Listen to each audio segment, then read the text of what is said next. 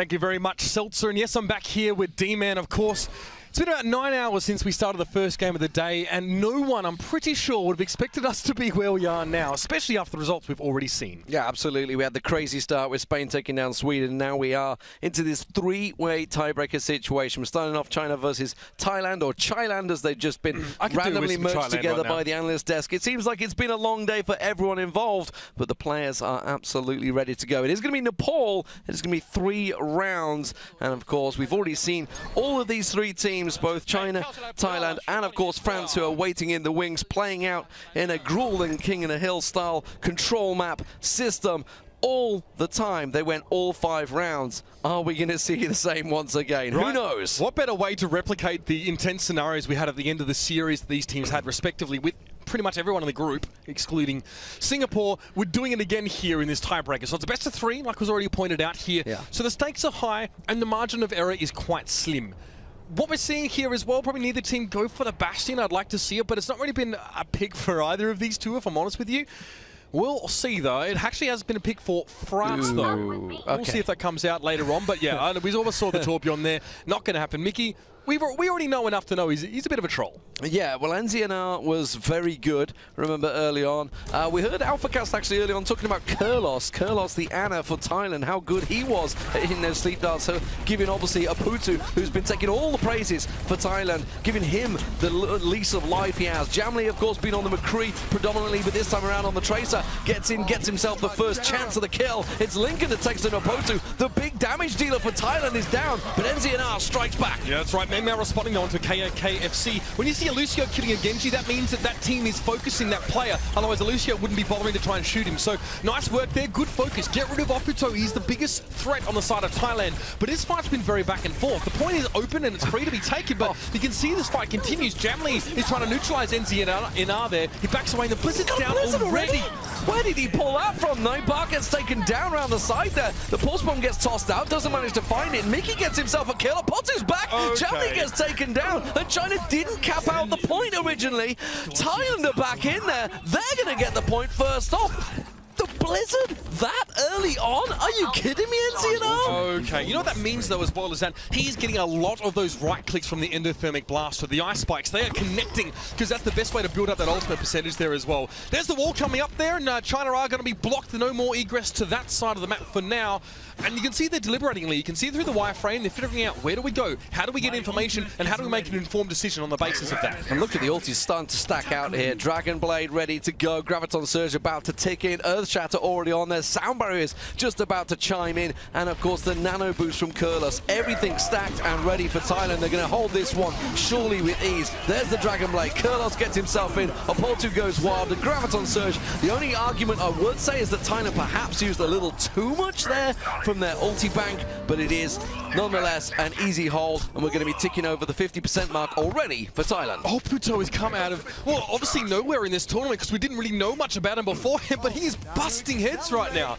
He got let off the chain there as well, and the fight was essentially already won, but Aputu was a big part of that. 5 kills in that fight, massive stuff. Thailand, massive boost of confidence for them, and of course Aputu. Blizzard's going to be ready to go as soon as they push in. That's already a separated Pangu. He manages to get around the side. The rest of his team comes in, but an instant sleep dart goes on Mengmao. Now he's got himself the Death Blossom ready to go, but he doesn't net any results. Kurlos gets in, the Blizzard comes down, and Thailand holds strong. 75% and counting, Mitch. China haven't made a dent on Thailand yet. And Mickey as well, he's doing an incredibly good job of not just keeping his team alive in these situations, but getting damage off the back.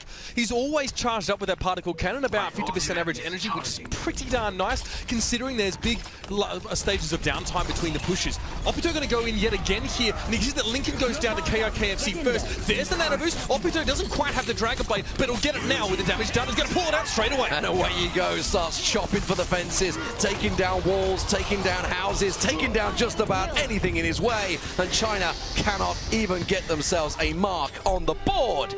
Thailand take it 100-0. Well, a turnaround if I've ever seen one. The dabs, of course, obligatory by this stage as Thailand, again, riding high off a bit of momentum here.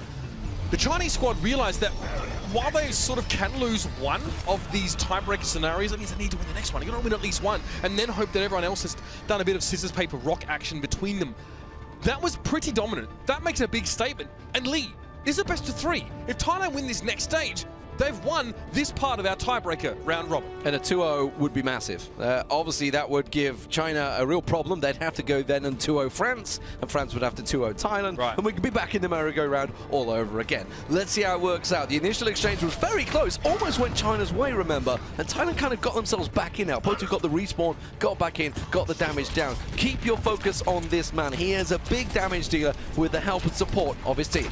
Absolutely, I'm glad you put that in there as well, because we're talking about Azaya, we're talking about the mate as well. Frenzy at R has been an epic.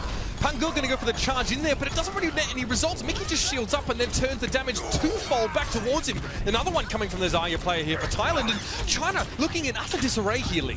Yeah, the focus targets from Thailand have been fantastic. You said it earlier on, when you see a support get himself a kill, you know that everybody is hitting that mark. Yeah, indeed. And Apotu gets in, Lincoln gets taken down. Kurlos was the only man to fall for Thailand, and they take that point once again.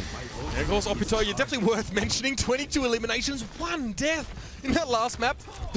Mickey didn't even die, Lee. He was 19-0.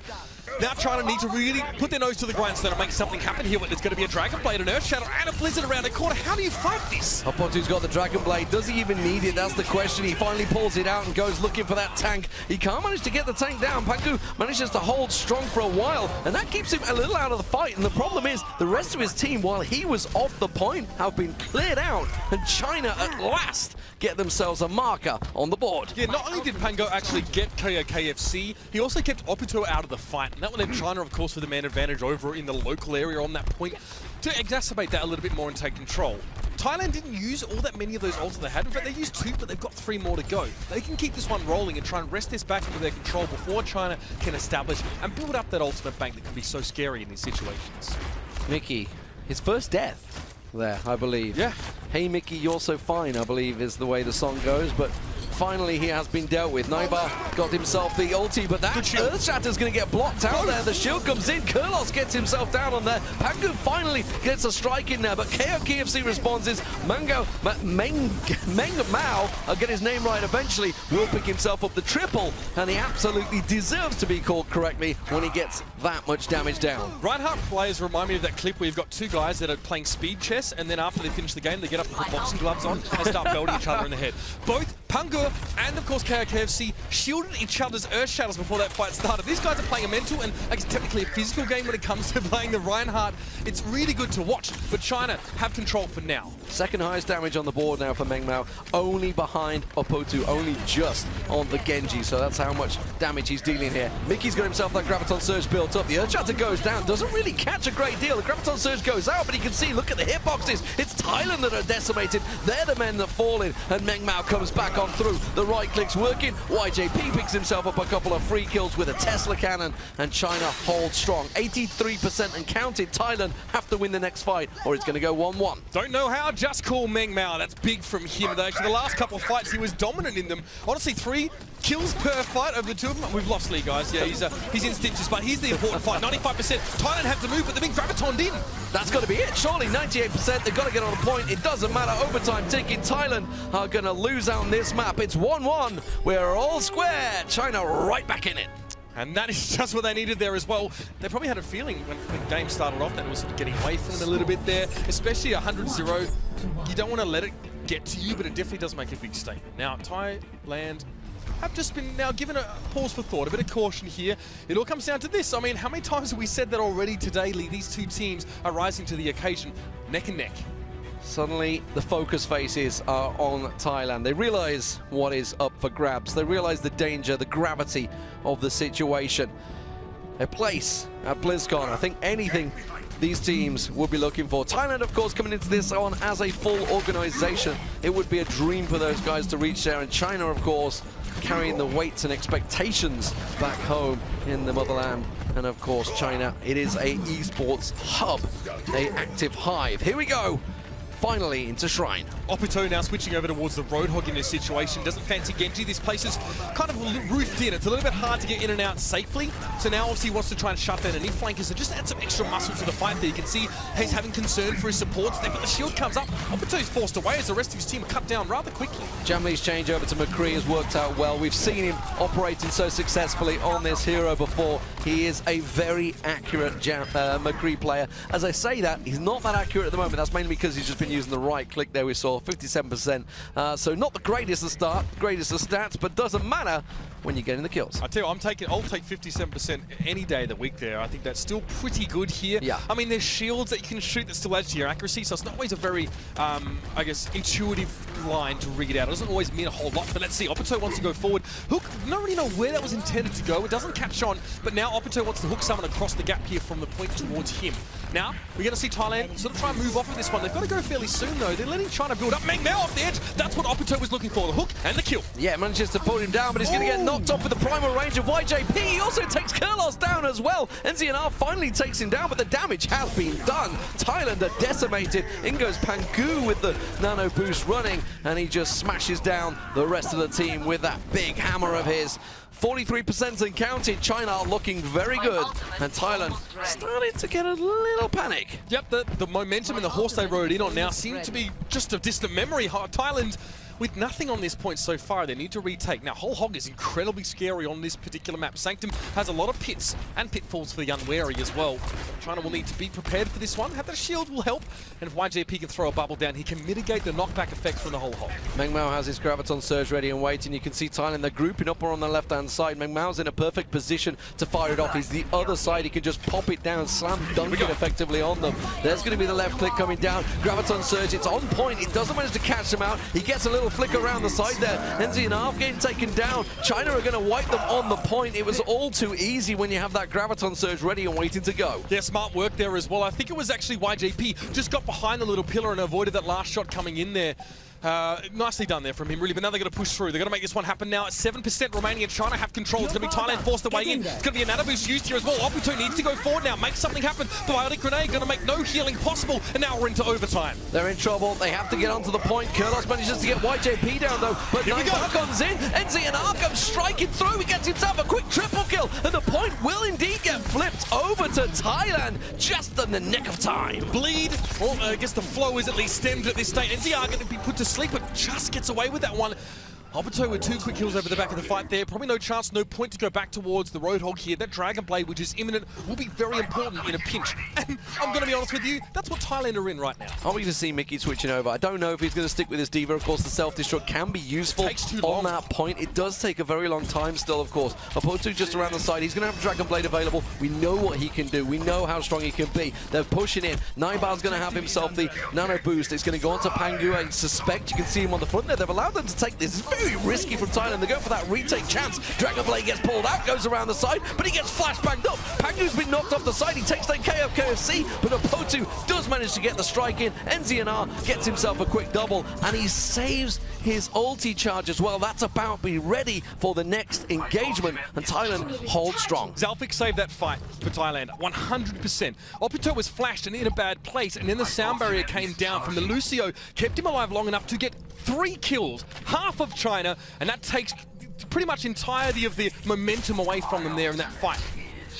Pangu coming around the side. Now, Deadeye is available, and Kurlos is in a bit of a risky situation there because he's kind of in the open, so he needs to get himself back behind this shield. You can see, now China last time decided to group up and push in. They don't want to fall for it this time. Mickey's got himself desuited, so he needs to get back in the action. NZNR is ready with the Death Blossom, so he needs to get around the side. You can see Kurlos looking to try and get something down, but Opoto's been taken down. That's the major damage dealer for Thailand. Kurlos now trying to keep his team healthy. He needs to use that nano boost. Did it get to the right target? It did. NZNR manages to get 2 kills, but will it be enough? No! He's going for a long walk off a short ledge, and it's going to be China with control. YJP gets 2, and that's going to be them flipping the point back. They are going to take this map just in the nick of time, all the way to the wire. This time, no different. China will win the first of our tiebreaker round robin. A great comeback from them after 100-0 on the first round. Dug deep, managed to get themselves back in there after a struggling time, no doubt about it. You could see the seriousness on their faces, but they will take the first tiebreaker 2-1. and it is a close run thing. And they can breathe a sigh of relief now as Thailand will have to face the next stage of the gauntlet soon. But on that note, we're going to pass it over the desk to wrap that one up nice and quick.